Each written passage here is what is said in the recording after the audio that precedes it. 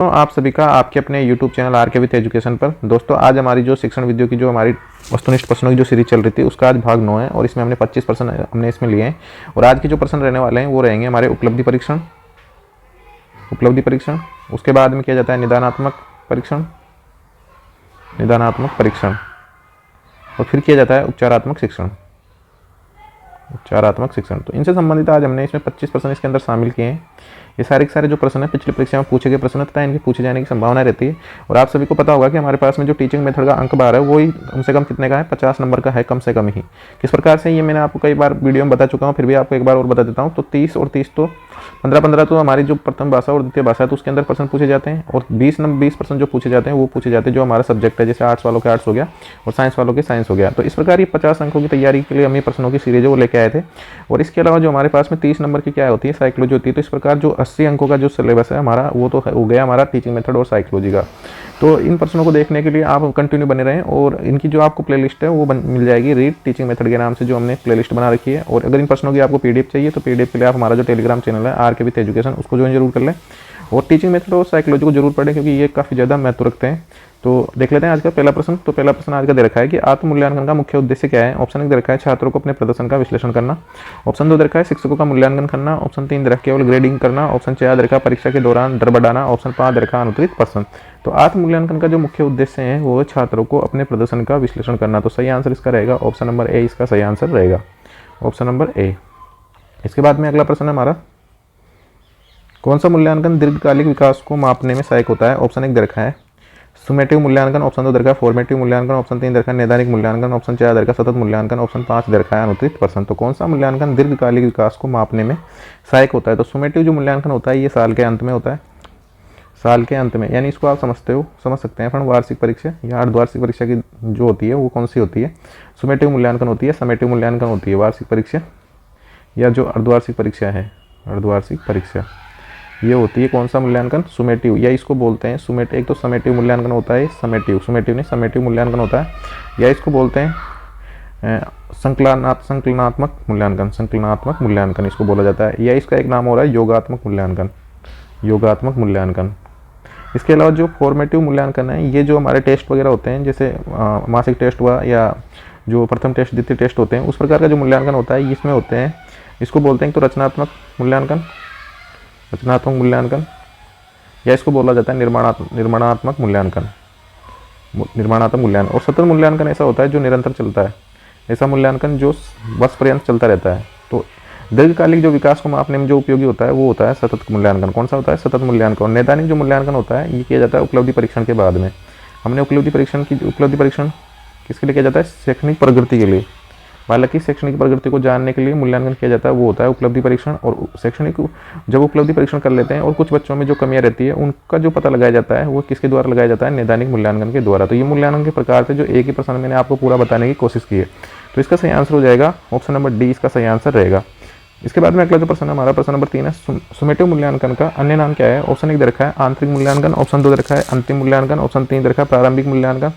Option 4 दे रखा है सतत मूल्यांकन। ऑप्शन 5 दे रखा है अनुत्तरित प्रश्न। तो सुमेटिव मूल्यांकन का जो अन्य नाम है वो है अंतिम मूल्यांकन, यानी क्योंकि ये साल के अंत में होता है, साल के अंत में होता है, ये अंत में होता है, इसलिए इसका कौन सा नाम भी बोला जाता है, इसको अंतिम मूल्यांकन भी इसको बोला जाता है, अंतिम मूल्यांकन। और मैंने इसके नाम बताया आपको योगात्मक मूल्यांकन, एक इसका नाम है संकलनात्मक मूल्यांकन। तो ये इनके नाम है अलग अलग। तो सुमेटिव मूल्यांकन का अन्य नाम है हो जाएगा हमारा आंतरिक मूल्यांकन। सही आंसर रहेगा इसका ऑप्शन नंबर बी, इसका सही आंसर रहेगा। इसके बाद में अगला जो प्रश्न है हमारा, छात्रों की समूह गतिविधियों का मूल्यांकन किस प्रकार किया जाता है। ऑप्शन 1 दे रखा है छात्रों की समूह गतिविधियों का मूल्यांकन किस प्रकार किया जाता है। ऑप्शन 1 दे रखा है व्यक्तिपरक मूल्यांकन। ऑप्शन 2 दे रखा है सहकर्मी मूल्यांकन। ऑप्शन 3 दे रखा है सुमेटिव मूल्यांकन। ऑप्शन 4 दे रखा है केवल लिखित परीक्षा। ऑप्शन 5 दे रखा है अनुत्तरित प्रश्न। तो छात्रों की समूह गतिविधियों का जो मूल्यांकन किया जाता है वो किस में किया जाता है, सहकर्मी मूल्यांकन में। तो सही आंसर हो जाएगा इसका ऑप्शन नंबर बी, इसका सही आंसर रहेगा। सही आंसर क्या रहेगा, ऑप्शन नंबर बी, इसका सही आंसर रहेगा। इसके बाद में अगला प्रश्न है हमारा, मूल्यांकन का प्रकार जो छात्रों को प्रेरित करता है। ऑप्शन 1 दे रखा है सजा आधारित मूल्यांकन। ऑप्शन 2 दे रखा है सकारात्मक सुदृढ़ीकरण मूल्यांकन। ऑप्शन 3 दे रखा है नकारात्मक मूल्यांकन। ऑप्शन 4 दे रखा है कठोर मूल्यांकन। ऑप्शन 5 दे रखा है अनुत्तरित प्रश्न। तो मूल्यांकन का प्रकार जो छात्रों को प्रेरित करता है वो होता है सकारात्मक सुदृढ़ीकरण मूल्यांकन। यानी हम बच्चों का मूल्यांकन लें और उनका अगर सकारात्मक परिणाम आता है तो बच्चों क्या करता है, प्रेरित करता है। तो सही आंसर इसका हो जाएगा ऑप्शन नंबर बी, इसका सही आंसर रहेगा। इसके बाद में अगला जो प्रश्न है हमारा, उपलब्धि परीक्षण का मुख्य उद्देश्य है। ऑप्शन 1 दे रखा है छात्रों के रचनात्मक कौशल का मूल्यांकन। ऑप्शन 2 दे रखा है छात्रों की सीखने की क्षमता का मूल्यांकन। ऑप्शन 3 दे रखा है छात्रों की शैक्षणिक प्रगति का मूल्यांकन। ऑप्शन जो 4 दे रखा है छात्रों के व्यक्तित्व का मूल्यांकन। ऑप्शन 5 दे रखा है अनुत्तरित प्रश्न। तो इसका जो सही आंसर रहेगा, उपलब्धि परीक्षण का जो मुख्य उद्देश्य होता है वो होता है छात्रों की शैक्षणिक प्रगति का मूल्यांकन। क्या होता है, शैक्षणिक प्रगति का जो मूल्यांकन है वो उपलब्धि परीक्षण का मुख्य उद्देश्य होता है। तो सी आंसर इसका सही रहेगा। तो सबसे पहले होता है उपलब्धि परीक्षण होगा, उपलब्धि परीक्षण हो जाएगा उपलब्धि परीक्षण, उपलब्धि परीक्षण, उपलब्धि परीक्षण ले लिया हमने। उसके बाद में हो जाएगा हमारा निदानात्मक परीक्षण, निदानात्मक परीक्षण, और उसके बाद में हमारा होगा उपचारात्मक शिक्षण, उपचारात्मक शिक्षण। तो इसका जो सही आंसर हो जाएगा वो तो हो गया हमारा सी आंसर इसका सही रहेगा कि छात्रों की शैक्षणिक प्रगति का मूल्यांकन करने के लिए उपलब्धि परीक्षण का उपयोग किया जाता है। इसके बाद में अगला जो प्रश्न है हमारा, प्रश्न नंबर 7 है, उपलब्धि परीक्षण किस प्रकार का परीक्षण है। तो औपचारिक दे रखा है, दूसरा अनौपचारिक दे रखा है, तीसरा मौखिक दे रखा है, ऑप्शन 4 दे रखा है क्रियात्मक, ऑप्शन 5 दे रखा है अनुत्तरित प्रश्न। तो उपलब्धि परीक्षण औपचारिक भी होता है और अनौपचारिक भी होता है। तो इसके दोनों आंसर सही रहेंगे। ऑप्शन में आपको एक ही मिलेगा, औपचारिक परीक्षण भी होता है ये और अनौपचारिक भी होता है। तो सही आंसर हो जाएगा इसका ए और बी। इसके बाद में अगला जो प्रश्न हमारा, प्रश्न नंबर 8 है, उपलब्धि परीक्षण के उदाहरण है। ऑप्शन 1 दे रखा है योग्यता परीक्षण, ऑप्शन 2 दे रखा है स्कूल परीक्षण, ऑप्शन 3 दे रखा है रचनात्मक परीक्षण, ऑप्शन 4 दे रखा है मनोवैज्ञानिक परीक्षण, ऑप्शन 5 दे रखा है अनुत्तरित प्रश्न।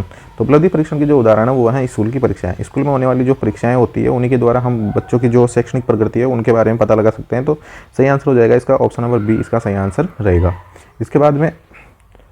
इसके बाद में अगला जो प्रश्न हमारा, प्रश्न नंबर 9 है, उपलब्धि परीक्षण में अधिकतर प्रश्न किस प्रकार के होते हैं। ऑप्शन 1 दे रखा है वस्तुनिष्ठ, ऑप्शन 2 दे रखा है व्यक्तिपरक, ऑप्शन 3 दे रखा है मौखिक, ऑप्शन 4 दे रखा है प्रयोगात्मक, ऑप्शन 5 दे रखा है अनुत्तरित प्रश्न। तो उपलब्धि परीक्षण में जो अधिकतर प्रश्न पूछे जाते हैं वो पूछे जाते हैं वस्तुनिष्ठ प्रकार के। कौन से प्रश्न होते हैं, वस्तुनिष्ठ प्रश्न उसके अंदर पूछे जाते हैं। और ये जो निर्भर करता है, ये अलग अलग व्यक्तियों पर निर्भर करता है कि वो प्रश्न किस प्रकार से ले रहे हैं। तो ज़्यादातर जो प्रश्न रखे जाते हैं वो वस्तुनिष्ठ प्रश्न रखे जाते हैं। और इनके अलावा भी जो हमारे लघुरात्मक प्रश्न होते हैं, लघुरात्मक होते हैं, निबंधात्मक होते हैं, उन प्रश्नों को भी इसके अंदर रखा जा सकता है। तो सही आंसर हो जाएगा इसका ऑप्शन नंबर ए, इसका सही आंसर रहेगा। इसके बाद में अगला जो प्रश्न है, प्रश्न नंबर 10 है, उपलब्धि परीक्षण को सामान्यतः किस समय आयोजित किया जा सकता है। ऑप्शन 1 दे रखा है पाठ्यक्रम की शुरुआत में, ऑप्शन 2 दे रखा है पाठ्यक्रम के बीच में, ऑप्शन 3 दे रखा है पाठ्यक्रम के अंत में, और ऑप्शन डी दे रखा है किसी भी समय, ऑप्शन ई दे रखा है अनुत्तरित समय, अनुत्तरित प्रश्न। तो उपलब्धि परीक्षण को सामान्यतः किस समय आयोजित किया जा सकता है, तो ये शिक्षक पर डिपेंड करता है। किस पर डिपेंड करता है कि वो कब उपलब्धि परीक्षण वो लेता है। तो उपलब्धि परीक्षण किसी भी समय आयोजित किया जा सकता है। जैसे हमने एक पाठ पढ़ा दिया, तो उसके बाद में भी हम बच्चे की शैक्षणिक प्रगति को जानने के लिए उसका जो क्या नाम से उपलब्धि परीक्षण लिया जा सकता है। तो सही आंसर हो जाएगा ऑप्शन नंबर डी, इसका सही आंसर रहेगा। इसके बाद में अगला जो प्रश्न है हमारा, प्रश्न नंबर 11 है, निदानात्मक परीक्षण का मुख्य उद्देश्य क्या है। ऑप्शन 1 दे रखा है छात्रों की शैक्षणिक समस्याओं को पहचानना, ऑप्शन 2 दे रखा है छात्रों की रचनात्मकता का विकास करना, ऑप्शन 3 दे रखा है छात्रों का सामान्य ज्ञान मापना, ऑप्शन 4 दे रखा है छात्रों का व्यक्तित्व विश्लेषण करना, ऑप्शन 5 दे रखा है अनुत्तरित प्रश्न। तो छात्रों का निदानात्मक परीक्षण का जो मुख्य उद्देश्य होता है ये होता है छात्रों की जो शैक्षणिक समस्याएं हैं उनको पहचानना। शैक्षणिक समस्याएं यानी कि कौन कौन से सब्जेक्ट में जो वो कमज़ोर है और किस कारण से वो कमज़ोर है, यानी कि छात्रों की कमजोरियों के कारणों का पता लगाना। ये जो शब्द है निदानात्मक, निदान जो शब्द है ये किससे लिया गया है, चिकित्सा विज्ञान से लिया गया है। और इसका इंग्लिश रूपांतरण डायग्नोस्टिक एनालिसिस, यानी कि चिकित्सक जो जिस प्रकार से डायग्नोस्ट करते हैं, निदान करते हैं, तो निदान जो उपचार करते हैं उपचार से पहले क्या करते हैं, निदान करते हैं। तो चिकित्सा विज्ञान से ये शब्द उठाया गया है। और इसकी जो प्रकृति होती है, निदानात्मक जो परीक्षण होता है इसकी जो प्रकृति होती है वो होती है विश्लेषणात्मक। कौन सी होती है, विश्लेषणात्मक प्रकृति होती है इसकी। तो इसकी ये प्रश्न भी काफ़ी बार पूछा जा चुका है कि निदानात्मक जो परीक्षण होता है, निदानात्मक परीक्षण, इसकी जो प्रकृति होती है वो कौन सी होती है, प्रकृति इसकी होती है विश्लेषणात्मक, आकलनात्मक नहीं होती है, विश्लेषणात्मक होती है, विश्लेषणात्मक इसकी प्रकृति होती है। इसके अंदर होता क्या है कि इसमें समस्यात्मक बालकों के कारणों को जानना होता है और समस्या समाधान के उपायों को जानना। और निदानात्मक परीक्षणों का प्रयोग केवल समस्यात्मक बालकों के लिए ही किया जाता है। जैसे उपलब्धि परीक्षण का उपयोग तो सभी बालकों के लिए किया जाएगा, लेकिन निदानात्मक जो परीक्षण है केवल समस्यात्मक जो बालक होते हैं जिनकी में कोई समस्या पाई जाती है, उनकी शैक्षणिक प्रगति अच्छी नहीं है, तो उन्हीं का केवल निदानात्मक परीक्षण किया जाएगा। ऐसा नहीं सभी का निदानात्मक परीक्षण हम करने बैठ जाएंगे। तो ये आंसर इसका सही हो जाएगा। इसके बाद में अगला जो प्रश्न हमारा, निदानात्मक परीक्षण को किसके लिए उपयोग किया जाता है। ऑप्शन 1 दे रखा है शिक्षण के लिए, ऑप्शन 2 दे रखा है शिक्षण सुधार के लिए, ऑप्शन 3 दे रखा है परीक्षा के लिए, ऑप्शन 4 दे रखा है मूल्यांकन के लिए, ऑप्शन 5 दे रखा है अनुत्तरित प्रश्न। तो निदानात्मक जो परीक्षण है उसका उपयोग किसके लिए किया जाएगा, शिक्षण सुधार के लिए इसका उपयोग किया जाएगा। किसके लिए किया जाएगा, शिक्षण सुधार के लिए। यानी कि कोई बालक अगर उसकी कुछ कमजोरियाँ हैं, तो कमजोरियाँ किस वजह से रही, शिक्षण में कुछ कमियाँ हैं, शिक्षण में कमियाँ हैं, किस में कमियाँ हैं, शिक्षण कार्य में कमियाँ हैं, और इसी कारण विद्यार्थी मतलब उस चीज़ का अधिगम नहीं कर पाया। तो एक तरीके से क्या हो गया, शिक्षण की सुधार के लिए भी निदानात्मक परीक्षण को उपयोग में लिया जा सकता है। ऑप्शन नंबर बी इसका सही आंसर रहेगा। सही आंसर हो जाएगा इसका ऑप्शन नंबर बी। इसके बाद में अगला जो प्रश्न हमारा प्रश्न नंबर 13 है, निदानात्मक परीक्षण का स्वरूप कैसा होता है।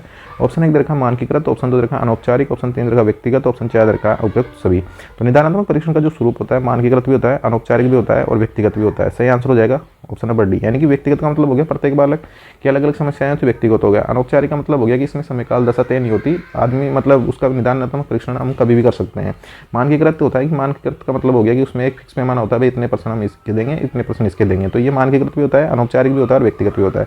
तो डी आंसर इसका सही हो जाएगा।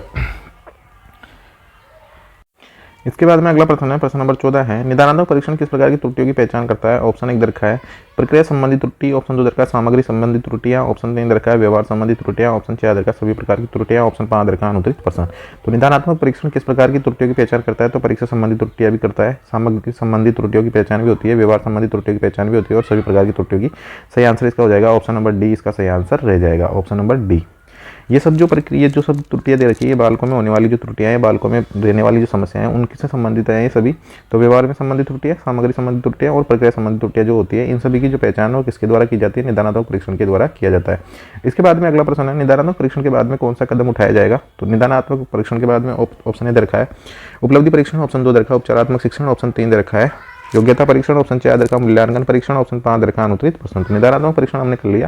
निदान के परीक्षण के बाद में हमको ये पता चल गया कि बालक में कौन कौन सी समस्याएं हैं तथा इसके कारणों का भी हमने पता लगा लिया। जैसे डॉक्टर के पास जाते हैं तो डॉक्टर सबसे पहले हमारे कुछ टेस्ट लिख देगा कि भाई बीमारी के कारण क्या है और कौन सी बीमारी इनको है। तो उसके बाद में वो क्या करेगा, मेडिसिन देगा। तो उसी प्रकार से पहले तो हमने बालकों की जो शैक्षणिक कमियाँ हैं उसके अंदर पता लगा लिया। उसके बाद में हम उसको करवाएंगे उपचारात्मक शिक्षण। उपचारात्मक शिक्षण के बाद में फिर इसका वापस से परीक्षण होगा। फिर क्या होगा, वापस से परीक्षण होगा। उसमें अभ्यास मालाएं वगैरह तैयार की जाती है, तो उनसे संबंधित आने वाले प्रश्नों में चर्चा करेंगे।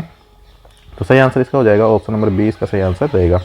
इसके बाद में अगला प्रश्न है, प्रश्न नंबर 16 है, उपचारात्मक शिक्षण का मुख्य उद्देश्य क्या है। ऑप्शन 1 दरखा छात्रों की कमजोरियों को दूर करना, ऑप्शन 2 दरखा छात्रों के व्यक्तित्व का विकास करना, ऑप्शन 3 दरखा छात्रों की रचनात्मकता को बढ़ावा देना, ऑप्शन डी दरखा छात्रों की सामाजिक कौशल वृद्धि, ऑप्शन 5 दरखा अनुत्तरित प्रश्न। तो प्रश्न नंबर 16 है और उपचारात्मक शिक्षण का मुख्य उद्देश्य हमसे पूछा था। उपचारात्मक शिक्षण का जो मुख्य उद्देश्य है वो छात्रों की कमजोरियों को दूर करना। 3 परीक्षण हमारे पास में हो गए।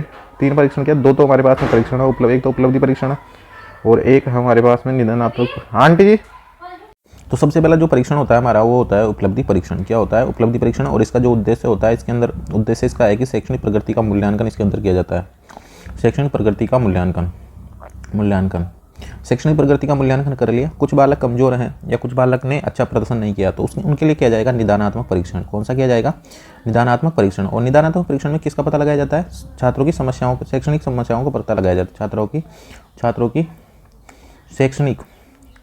शैक्षणिक समस्याओं से संबंधित जो भी त्रुटियां उन्होंने की है, शैक्षणिक समस्याओं से संबंधित कारणों का पता लगाया जाता है। कारणों का पता लगा लिया। इसके बाद में हम करेंगे उपचारात्मक शिक्षण। तो उपचारात्मक शिक्षण में क्या होगा, जो हमने उनकी कमियों का पता लगाया उनसे संबंधित हम एक और टेस्ट वो शिक्षण करवाएंगे उनका, पहले तो उनसे संबंधित, और उसके बाद में फिर एक और परीक्षण होगा और उसमें जो भी है उनका सबका जो है निदान हो जाएगा। तो सही आंसर हो जाएगा इसका ऑप्शन नंबर ए, छात्रों की कमजोरियों को दूर करना उपचारात्मक शिक्षण का मुख्य उद्देश्य होता है।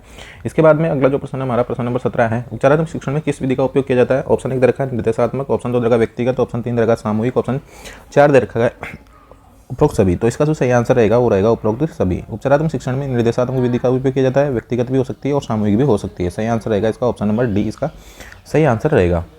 इसके बाद में अगला जो प्रश्न है हमारा, उपचारात्मक शिक्षण में शिक्षकों को क्या करना है।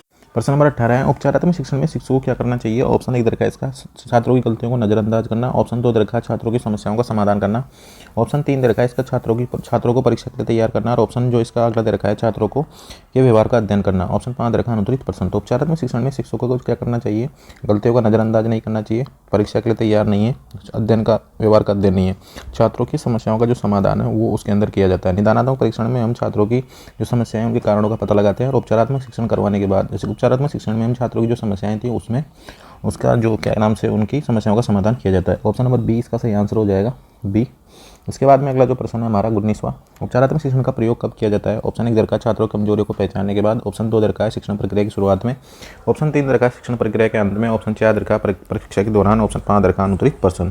तो उपचारात्मक शिक्षण का प्रयोग कब किया जाएगा? शिक्षण प्रक्रिया की शुरुआत में नहीं किया जाएगा, शिक्षण प्रक्रिया के अंत में नहीं किया जाएगा और परीक्षा के दौरान नहीं किया जाएगा। छात्रों की कमजोरियों को पहचानने के बाद में किसका उपयोग किया जाता है? उपचारात्मक शिक्षण का प्रयोग किया जाता है। और छात्रों की कमजोरियाँ कौन से परीक्षण में पहचानी जाती है? निदानात्मक परीक्षण में पहचानी जाती है। और निदानात्मक परीक्षण का पता कैसे लगाएंगे हम? उससे पहले कौन सा करेंगे हम? उपलब्धि परीक्षण करेंगे। सबसे पहले उपलब्धि परीक्षण में हम छात्रों की कौन सी उसका शैक्षणिक प्रगति का मूल्यांकन करेंगे। कुछ बालक में कुछ समस्याएं होती है तो उनका जो अध्ययन किया जाएगा वो किया जाएगा निदानात्मक परीक्षण में, और निदानात्मक परीक्षण में कमजोरियां पहचानने के बाद उनका जो समाधान किया जाएगा वो किया जाएगा उपचारात्मक शिक्षण में। तो सही आंसर हो जाएगा इसका ऑप्शन नंबर ए, इसका सही आंसर रहेगा। इसके बाद में अगला जो प्रश्न है हमारा प्रश्न नंबर 20 है, उपचारात्मक शिक्षण के लिए किस संसाधन का उपयोग किया जाता है? ऑप्शन 1 दरखा है ऑडियो वीडियो सामग्री, ऑप्शन 2 दरखा है पाठ्य पुस्तकें, ऑप्शन 3 दरखा व्यक्तिगत सहायता, ऑप्शन 4 दरखा सभी, ऑप्शन 5 दरखा अनुत्तरित प्रश्न।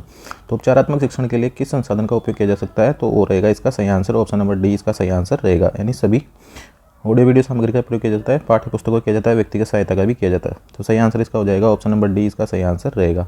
इसके बाद में अगला जो प्रश्न हमारा प्रश्न नंबर 21 है, निम्नलिखित में से कौन सा परीक्षण शिक्षार्थियों की पूर्व ज्ञान को मापने के लिए उपयोग किया जाता है? ऑप्शन 1 दरखा उपलब्धि परीक्षण, ऑप्शन 2 दरखा निदानात्मक परीक्षण, ऑप्शन 3 दरखा उपचारात्मक शिक्षण, ऑप्शन जो अगला दरखा है योग्यता परीक्षण, ऑप्शन 5 दरखा अनुत्तरित प्रश्न।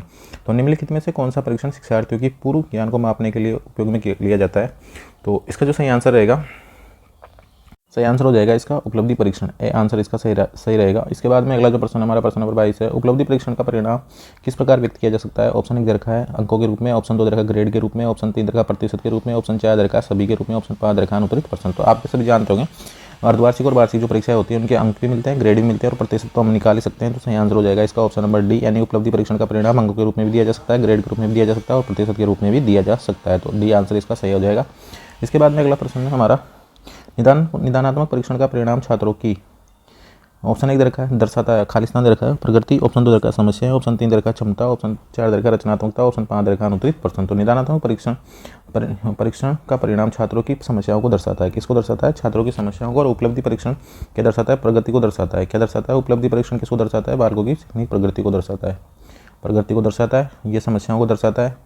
और उपचारात्मक शिक्षण क्या दर्शाएगा? समस्या का हल, समस्या का हल, समस्या का हल।